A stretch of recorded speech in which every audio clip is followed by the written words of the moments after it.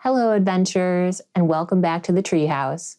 I'm your storyteller, Miss Samantha, and today we'll be reading the holiday classic, The Nutcracker. So settle in, cuddle up, and prepare to be whisked away.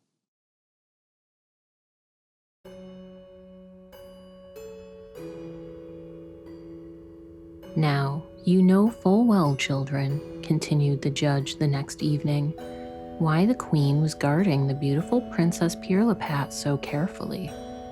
Must she not live in constant fear that Mrs. Mouseranks would carry out her threat and return and bite the little princess? Drosselmeyer's traps were of no use against the wise and crafty Mrs. Mouseranks. The astronomer of the court, who was also an astrologer and reader of the stars, advised that only the family of Tom Cat Purr was capable of keeping Mrs. Mouseranks away from the cradle. So it was ordered that each of the nurses should hold on her lap a son of this family, and by petting and stroking him, lighten his labors and make his services more bearable. But once upon a time, when it was already midnight, one of the head nurses, who sat close to the cradle, suddenly awoke from a deep sleep. Around her, everyone seemed to be in a deep slumber, no purring, only a dead silence. But what do you suppose that the head nurse saw? Right in front of her was a very ugly mouse standing on her hind feet and with her head reclining on the face of the princess. With a cry of fright, the head nurse jumped up. Everybody was alert in a moment, but in that instant, Mrs. Mouseranks, for the large mouse in the cradle of little Pirlipat was no one else, ran to the corner of the room. All the counselors plunged after her, but too late. She had disappeared through a crack in the floor. Pirlipat awoke at the noise and began to cry. "Thank heaven," cried the nurses, "she's alive." But how great was their sorrow when they looked at the princess and saw how the beautiful child had been changed. Instead of the golden-haired, white and pink little cherub face, they saw a small, thick head on a misshapen, twisted body. The azure blue eyes had been altered to green, protruding and staring ones, and her little mouth now extended from ear to ear. The queen was beside herself with misery and distress, and the walls of the king's study had to be padded, for he ran his head again and again against the wall and cried in a most distressed voice, "Oh, what an unhappy father am I!" Now he could realize that it would have been better to have eaten the sausage without the pork, and to have paid no attention to Mrs. Mouseranks and her tribe underneath the hearth. But he placed all the blame on the court clockmaker, Christian Elias Drosselmeyer of Nuremberg. For that reason, he gave command that if Drosselmeyer could not, within 4 weeks, restore the princess to her former condition, or at least find a way in which this could be accomplished, he would have him put to death by the disgraceful way of the executioner's axe. Drosselmeyer, though much alarmed, sought aid in his art and his good fortune, and began his first operation, which he deemed most necessary. He took the princess all apart, unscrewed her hands and feet, and viewed the inner structure of her body. And there, to his sorrow, he found that the older little Pirlipat would become, the more ungainly she would appear. Now he was at his wit's end, for what to do he did not know. He very carefully put the princess together again, and sank down heartsick near her cradle, which he had been forbidden to leave. 4 weeks had already gone by. Yes, it was Wednesday, when the king, with angry eyes, looked into the room and proclaimed threateningly, waving his scepter, "Christian Elias Drosselmeyer, if you do not find the remedy for the princess, you must die." Drosselmeyer wept bitterly, but Princess Pirlipat very contentedly cracked nuts. It was the first time that the clockmaker had noticed Pirlipat's unusual appetite for nuts, and in particular, he noted the teeth with which she had been born. In fact, directly after her change, she had cried incessantly until a nut was given to her. This she cracked, ate the kernel of it, and then became quiet. "Oh, wise sign of nature," cried Christian Elias. "You show me the gate to this secret. I will knock, and you will open." He at once begged permission to have an interview with the court astronomer and was led to him in the care of his guards. Both men embraced with tears in their eyes, as they had become firm friends. They entered a private room and began to read book after book, dealing with many mysteries. Night overtook them, and the court astronomer looked at the stars and began, with the help of Mr. Drosselmeyer, who also understood the art, to cast the horoscope of Princess Pirlipat. It was most difficult, but at last, what joy! It was clearly to be seen that in order to break the spell of the enchantment which had made her so ugly and deformed, and bring back her former beauty, it was only necessary that she should eat the sweet kernel of the Krakatuk nut.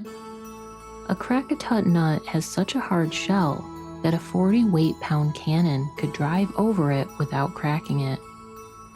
This hard nut must be cracked by a man who had never been shaved and who had never worn boots. He must do this in the presence of the princess, and he must pass the nut to her with closed eyes. Only after he had gone backwards 7 steps without stumbling was he allowed to open his eyes. 3 days and 3 nights these men had worked without ceasing, and the king was at his dinner on Saturday when Drosselmeyer, who was to have been beheaded on Sunday morning, entered full of joy and loud rejoicing, and told of the remedy they had discovered, which would bring back the lost beauty of the princess. The king joyfully embraced him and promised him a sword set with diamonds, 4 medals, and 2 new Sunday coats. "Immediately after dinner, we will begin," the king stated in a very friendly way. "You must be certain, my friend, that the young man who has never shaved and never worn boots will be at hand with the Krakatuk nut. Do not let him have any wine beforehand, so he will not stumble when he walks backward like a crab, for he can have all he wants afterwards." Drosselmeyer was much confused at the speech of the king. With fear and trembling, he informed the king that while the remedy had been found, it was now necessary to find the Krakatuk nut, as well as the young man who would crack it with his teeth. And there was some doubt whether nut and nutcracker could be found.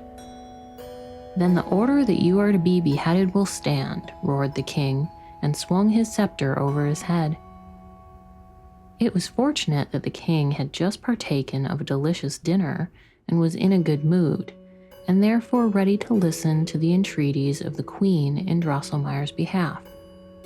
She took courage to inform the king that Drosselmeyer's problem had been to find the remedy, and that he had accomplished this. The king said he called this quibbling, but at last concluded that the clockmaker and astronomer were to go forth at once and return with the Krakatuk nut in their possession. The man to crack the nut was to be procured by advertising in various papers, both at home and abroad. Here, Godfather Drosselmeyer refused to go on with the story, but promised to conclude it the next evening. And so, as soon as the candles had been lighted, Godfather Drosselmeyer continued his story. The clockmaker and the astronomer had been away 15 years without finding a trace of the Krakatuk nut. Where they had been and what curious things had happened to them, I could talk about for weeks, but I shall not do so. I shall state at once that Drosselmeyer, in his sorrow, now had a great longing to return to his native city of Nuremberg. This longing came over him when he and his friend were in a deep jungle in Asia, smoking a good pipe of tobacco. Oh, my beautiful, beautiful native city of Nuremberg, beautiful city. He who has not seen you, even if he has traveled far and seen London, Paris, and Vienna, he must still be longing for you, O Nuremberg, beautiful city with your beautiful houses and windows. When Drosselmeyer was complaining thus bitterly, the astronomer became very sympathetic, and he cried so pitifully that he could be heard from one corner of Asia to the other. But he soon composed himself, dried his tears, and asked, "Why, my very esteemed comrade, why do we sit here and weep? Why do we not go to Nuremberg? For is it not immaterial where and how we find this Krakatuk nut?" "Yes, you are right," replied Drosselmeyer, much comforted. Soon both of them stood up, knocked the ashes from their pipes, and went in one straight line out of the jungle in the center of Asia to Nuremberg. Soon after their arrival, Drosselmeyer called on his cousin, a doll manufacturer, enameler, and gilder, Christoph Zacharias Drosselmeyer, whom he had not seen for many, many years. To him, he told the entire story of Princess Pirlipat, of Mrs. Mouserinks, and the Krakatuk nut. The doll carver threw up his hands again and again in great astonishment and called out, "Oh, cousin, cousin, what wonderful things you are telling!" Drosselmeyer related his adventures on his far journey, and how he had lived 2 years with the Date King, and how insolently the Almond Count had refused to see him, and how he had, without success, applied for help to the Society for the Study of Natural Philosophy. In short, how all his efforts had ended in failure, and he had not even found a trace of the Krakatuk nut. While he was telling the story, Christoph Zacharias snapped his fingers several times, turned around on one foot, held his breath, and cried, "Yes, yes, unless I am much mistaken, I have it." With this, he threw his hat and his wig into the air for joy and exclaimed, "Cousin, you are saved, for I am quite certain I myself own this Krakatuk nut." Thereupon he brought out a box, from which he took a gold nut of average size. "See," he said, showing the nut to his cousin. "This nut has a peculiar history. Many years ago, at Christmas time, a strange man appeared with a bag of nuts which he desired to sell. Just in front of my doll booth, he placed his bag on the street in order to defend himself from the blows of the native nut seller who was trying to drive him out. In that moment, a heavily loaded wagon drove over the bag, cracking all the nuts except for one. This nut, the stranger, smiling mysteriously, offered to sell me for $1 of the mint of 1720. I thought this was rather strange, but finding such a piece of money in my back pocket, I bought the nut and gilded it, not knowing really why I had paid so much for it. There was no doubt about the cousin's nut being the long-sought Krakatuk nut, especially when the court astronomer, who had been called, scraped the gold from the nut and there found the name carved in the shell in Chinese letters. The joy of the travelers was unbounded, and the cousin was the happiest man under the sun. Drosselmeyer assured him that his fortune was made, for in addition to a pension, he would see to it that he would in the future receive free of charge all the gold he needed for gilding. The travelers had already donned their nightcaps and were going to bed, when the astronomer said, "My dear comrade, luck never comes singly, and I believe that we have not only found the Krakatuk nut, but also the young man who will crack it with his teeth and present the beautifying kernel to the princess. I mean the son of your cousin. No, I cannot sleep," he continued, much excited. "But I shall at once, this night, cast the young man's horoscope." With that, he removed his nightcap and at once began his search. The cousin's son was, to be sure, a tall, well-built young man who had never been shaved and never worn boots.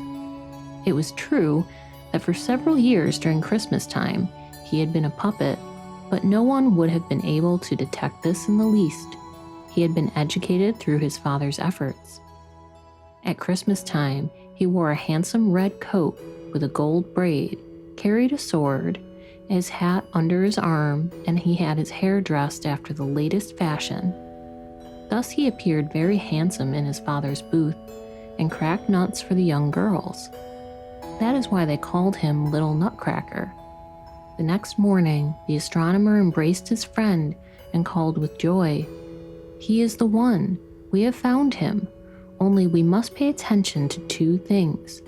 First and foremost, you must prepare for your admirable nephew a stout wooden braid of hair, which is so connected with the lower jaw, so that he can receive a sharp jerk with it. Secondly, we must keep it a secret in the town that we have brought the young man with us who can crack the Crackatuck nut. In fact, it must appear as if he arrived much later. I am reading in the horoscope that if a number of men break their teeth in trying to crack the nut without success, the king will give as a reward to the young man who succeeds and thus restores her, the princess herself in marriage, and will name the young man as his successor." The doll carver was highly pleased with the idea that his son should marry the Princess Pirlipat and become prince and king, and therefore gave the matter entirely into the keeping of the travelers. The braid of hair which Drosselmeyer had very successfully attached to the promising young nephew was working admirably, as with it he had been able to crack with his teeth any number of the hardest peach stones. As Drosselmeyer and the astronomer had at once reported the finding of the nut to the court, all preparations for their reception were made.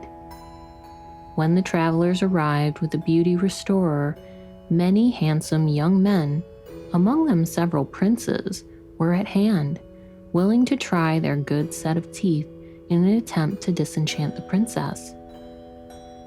The travelers were much shocked when they again saw the princess. Her little body, with the tiny hands and feet, could hardly carry the deformed head, and the ugliness of the face was increased by a white cotton beard which had grown around her mouth and chin. Everything happened as the astronomer had read in the horoscope. One foolish prince after another broke his teeth and hurt his jaw, without being able to help the princess in the least. And when one, nearly fainting, was handed to a dentist, he murmured, "That was a hard nut." After the king, in the anguish of his heart, had offered the princess, as well as his kingdom, to the one who succeeded in disenchanting the princess, the well-behaved, gentle young Drosselmeyer presented himself at court and requested that he be allowed to try his luck. After greeting the king and queen, and especially the Princess Pirlipat most politely, he received from the hands of the chief toastmaster the Crackatuck nut.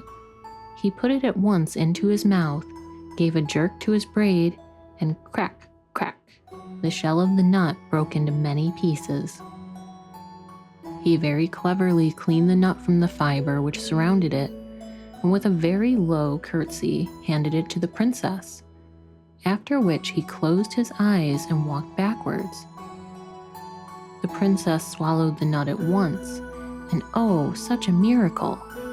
Gone was the deformity, and in her place stood a beautiful, angelic young girl with a face like peaches and cream and azure eyes. Her curly hair looked as if it were gold thread. Trumpets and kettle drums could be heard amid the shouts of joy from the people. The king and his entire court were hopping and dancing, just as they did when Pirlipat was born, and the queen had to be restored with smelling salts, for she had fainted from joy and delight. The great rioting and noise confused young Drosselmeyer, who had not completed his 7 steps, but he bravely continued, and was just putting back his right foot for the 7th step when, squeaking and whining, Mrs. Mouserings arose through the floor. The young man was about to put his foot down, but stepped upon her, and stumbling almost fell down. Oh, misfortune! All at once, the young man was just as deformed as the Princess Pirlipat had been. The body was shrunken, and he could hardly support the large, misshapen head with its protruding eyes and its broad, gaping mouth. Instead of his braid of hair, he wore a narrow wooden cape which controlled the lower jaw. The clockmaker and the astronomer were afraid something might happen to them when they saw Mrs. Mouserings injured on the floor. But her wickedness was not to remain unpunished, for young Mr. Drosselmeyer had stepped on her neck so severely with the sharp heel of his shoes that she was mortally wounded. When Mrs. Mouserings was about to die, she squeaked out, "Oh, Krakatuk, hard nut, from which I now must die. Nutcracker soon will pass away.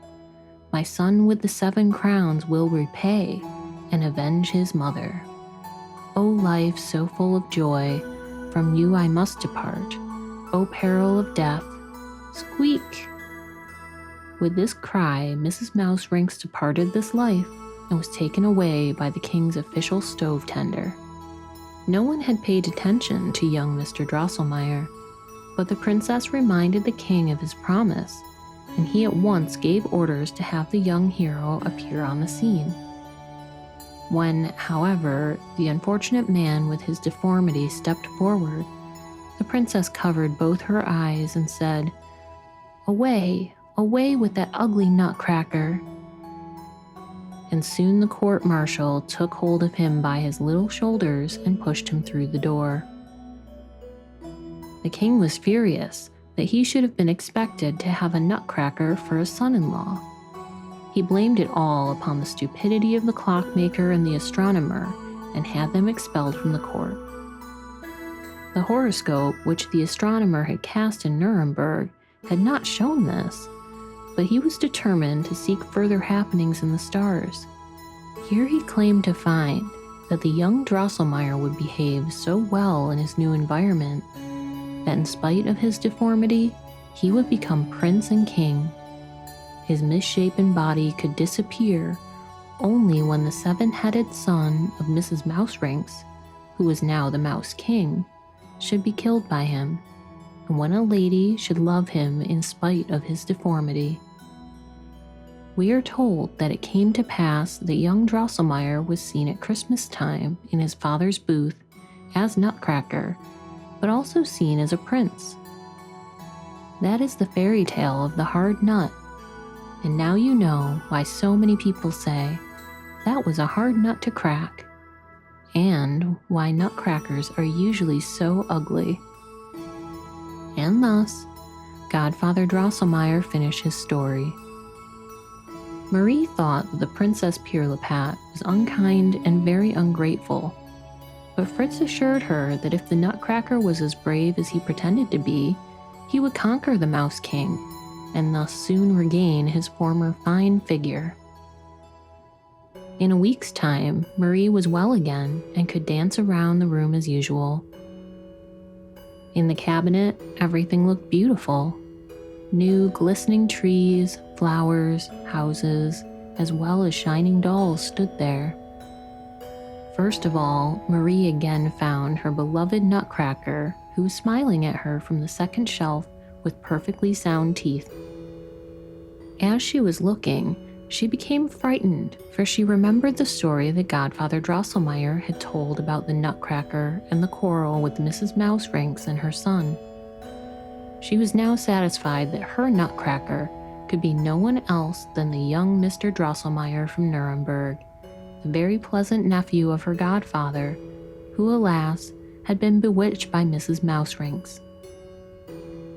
There was no doubt about it that the skilled watchmaker at the court of Pirlipat's father was no one else than Judge Drosselmeyer himself. In fact, she was quite certain of this when she listened to the story. "But why didn't your uncle help you?" Marie asked, as she became more and more impressed with the idea that the battle she had witnessed was to save the kingdom and the crown of the Nutcracker. Had she not seen that all the other dolls were his subjects? And was it not a fact that the prophecy of the court astronomer had been fulfilled, and the young Mr. Drosselmeyer had become king of the dolls? During the time that Clever Marie was turning this over in her mind, she believed that the Nutcracker and his vassals must really come to life and begin to move. But this was not the case. Everything in the cupboard remained quiet and motionless. Marie, however, unwilling to give up her idea, was convinced that this was due to the evil spell cast upon them by Mrs. Mouserings and her 7-headed son.